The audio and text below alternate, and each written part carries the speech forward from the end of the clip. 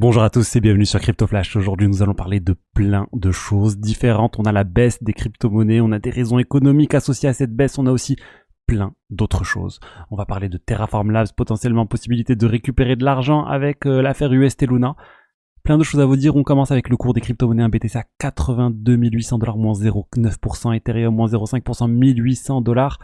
C'est assez bas. On a une journée de baisse générale. On a pas mal d'informations en lien avec ça, mais juste avant, je vous rappelle, c'est le dernier jour pour profiter des 20€ offerts sur Bitvaro, le partenaire de la chaîne. Vous avez il reste quelques heures en fait, jusqu'à 23h59 pour en profiter. Ensuite, ça repasse à 10€, donc 20€ offerts sur la plateforme, faire ce que vous voulez. Les frais de trading sont très bas sur les paires USDC, on parle de 0,05%. L'exchange est enregistré PSAN, il y a plus de 350 crypto-monnaies, donc n'hésitez pas si ça vous intéresse. Ensuite, je vous ai dit, il y a eu des news économiques. Il y a eu en fait les chiffres de l'inflation aux États-Unis qui sont moins bons que ce qui était prévu. On a eu une hausse de l'inflation mois après mois de 0,4%, alors que le marché s'attendait à 0,3%.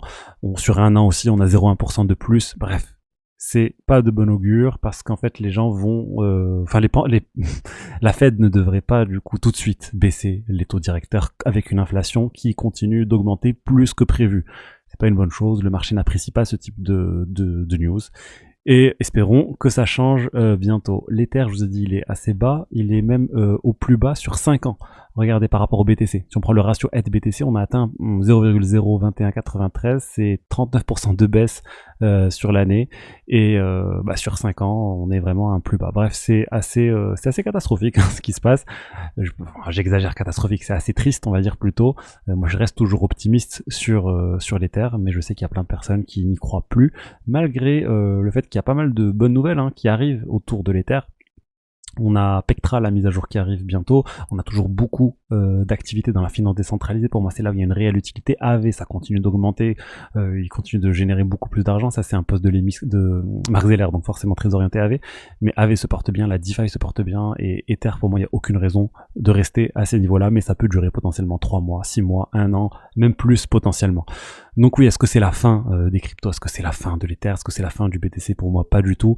On est vraiment toujours au début et il n'y a pas de raison que ça change et que on se lance dans un bear market absolu. Il n'y a vraiment pas de raison pour ça. En tout cas, que ça dure trop longtemps et que ça ne revienne jamais à un niveau élevé. Pour moi, on est dans une phase de personnes qui en ont assez, et je comprends, beaucoup de personnes sont comme moi, ils en ont assez de la crypto, de ce qui est en train de se passer, en tout cas avec le cours.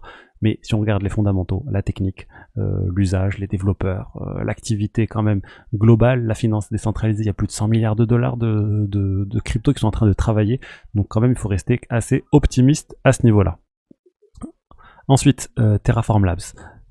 C'est la maison mère derrière l'UST et Luna. Donc Terra Luna, on en a tous parlé de ce crash, cet écosystème qui avait atteint les 40 milliards de market cap pour complètement chuter et disparaître quasiment du jour au lendemain. Et il y a potentiellement possibilité de récupérer un petit peu là, je dirais peut-être 1% de tout ce qu'il y avait sur Terra Luna. Pourquoi? Parce qu'il y a tout le processus de faillite de Terraform Labs qui est en cours. Ils ont environ 500 millions de dollars à donner. Et il y a un portail de claim, donc où les gens vont pouvoir venir tout simplement faire des réclamations pour obtenir des choses à cause des pertes qu'ils ont eues lors de cette période. Je suis allé voir un peu qu'est-ce qui était concerné par ces pertes. Et bien ça concerne énormément de tokens. Je suis allé voir les documents officiels de la faillite. Il y a plein de tokens, on a du B-Luna, l'UST Luna, ST Luna, on a aussi tout ce qui est associé au Mirror Protocol, plein de tokens pareils. Donc plein de gens sont concernés, mais malheureusement je pense qu'il n'y aura pas grand chose. Mais si vous avez perdu de l'argent, ça vaut peut-être le coup de se renseigner. Il y a un peu plus d'un mois je pense pour faire tout ça.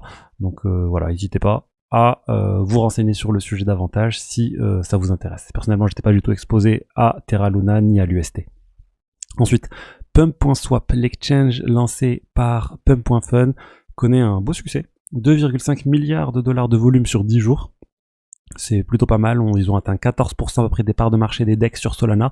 Redium est toujours devant avec quasiment la moitié, 47,5%, mais c'est vraiment fort ce qu'ils ont fait là en quelques jours. Et je pense que ça va continuer, plus il y aura de memcoins qui vont pump, plus il y aura de memcoins qui vont se lancer, qui vont réussir, et bien plus la part de marché de PumpSwap va augmenter. Donc vraiment protocole à surveiller. Je rappelle aussi, ils ont toujours pas de token, Pump.fun. Donc pour les chasseurs d'airdrop, il y a peut-être un coup à jouer. Moi je le fais pas parce que je suis pas très fan de tout ce qui est Pump.fun, etc. Donc je vais pas me lancer m'amuser à lancer des meme coins ou à trader des meme coins simplement dans l'optique d'espérer airdrop, mais je sais que certains le font.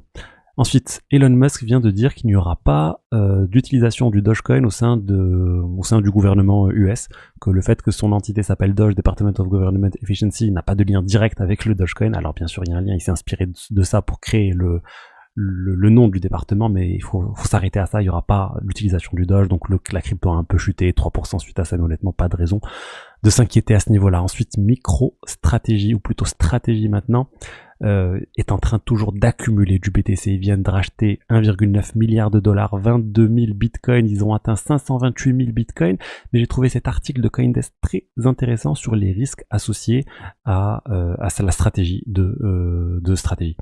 Alors, c'est quoi le sujet? Les gens se disent, mais imaginez un jour, MicroStrategy doit vendre tous ses BTC. Qu'est-ce qui va se passer? Bah oui, forcément, le prix du BTC va fortement chuter.